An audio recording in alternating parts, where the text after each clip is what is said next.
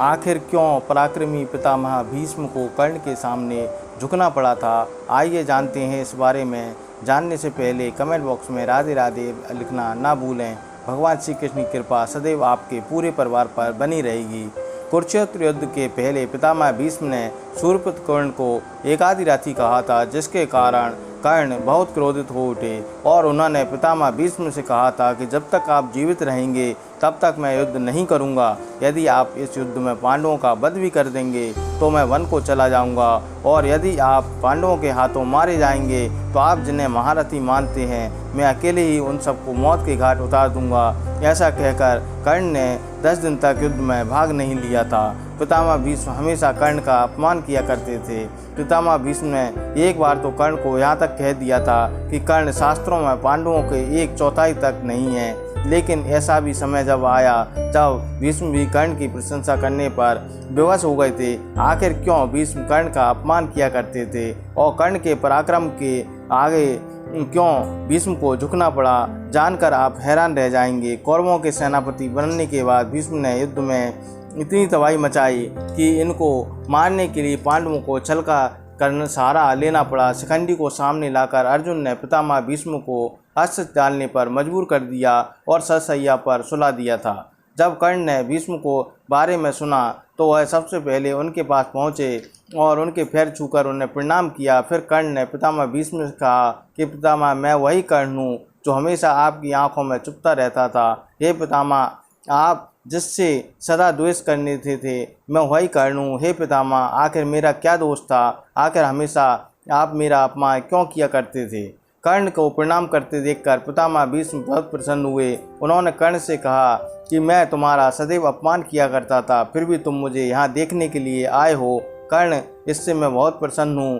हे कर्ण, आज मैं तुम्हें एक रहस्य बताने जा रहा हूँ। जो तुम राधा और आदिरथी के पुत्र नहीं हो, तुम कुंती के पुत्र हो। जब तुम्हारा जन्म हुआ था तब कुंती ने तुम्हें नदी में बहा दिया था, जिसके बाद आदिरथ और राधा को जब तुम मिले तब से वह तुम्हें अपना पुत्र मानते हैं।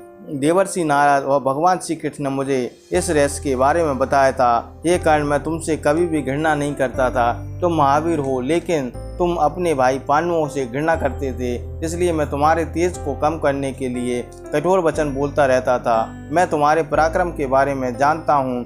देवताओं में भी तुम्हारे समान तेजमान कोई नहीं है। मैं सिर्फ कुल वेद के कारण तुम्हें अपमानित करता था। तुम युद्ध में अर्जुन से कई गुना बड़े योद्धा हो और श्री कृष्ण के समान हो, लेकिन तुम अकेले ही भानुमति स्वयंवर में 100 से ज़्यादा योद्धाओं को परास्त कर दिया था। बलवान जरासंध भी तुम्हारे सामने टिक नहीं पाया था। दिग्विजय के दौरान तुमने अपने पराक्रम से पूरी पृथ्वी को जीत लिया था। तुम निष्ठावान, सत्यवादी हो और तेज में अपने पिता सूर्य के समान हो। पितामह भीष्म ने कहा कि मेरा सेनापति रहते मैं ऐसा नहीं होने देना चाहता था कि तुम सूर्यपुत्र होकर धर्म के मार्ग पर चलने वाले योद्धा होकर भी अधर्म का साथ देते हुए कौरवों की ओर से लड़ो, इसलिए मैंने तुम्हें युद्ध में शामिल नहीं होने दिया।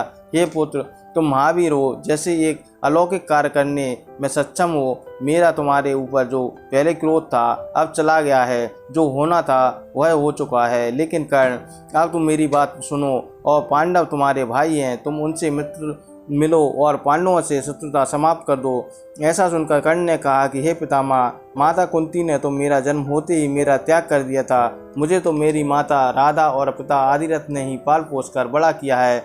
जब कोई भी मेरा साथ नहीं दे रहा था, सभी मेरा तिरस्कार कर रहे थे, तब दुर्योधन ने ही मेरा साथ दिया था, इसलिए मैं उसके साथ विश्वासघात नहीं कर सकता।